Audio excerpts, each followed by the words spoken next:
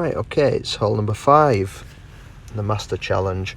So you can see that I'm sort of between clubs here. So what I'm doing is just seeing what it looks like with a Power 7 ball. Could have possibly used maybe a Pro D1 on this one, because I'm having to you can see that doesn't work. I'm gonna have to push up into overpower. So what I'm gonna do is I'm gonna play at the minimum distance of the route, and going to the calculator, divide the wind by 1.5, which is minimum route, which gives me 2.6 rings. So then what I'm doing is I'm lining up the wind arrow, and then just visualizing, obviously setting the backspin so that the ball trail is sort of in line. So 2.6. So what I'm going to do is, that's my minimum, I'm going to move.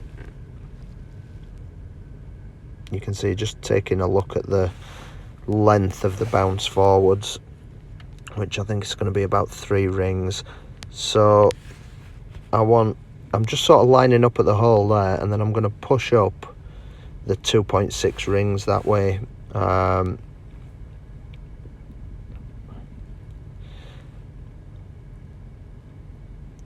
that's less the sorry, I'll just go back because I didn't explain that very well. So when I looked there, I'm looking at 1 ring, 2 rings, 3 rings. It's about 3 rings.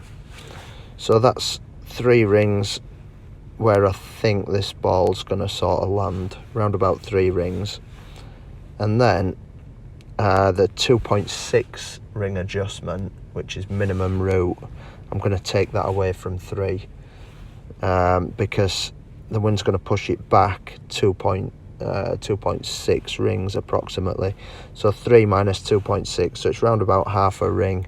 So what I'm doing is I'm then setting up at the pin, right on the pin, and then moving that 0.6 rings. So lining up with the wind, moving about 0.6. There you can see that's about 0.6 of a ring.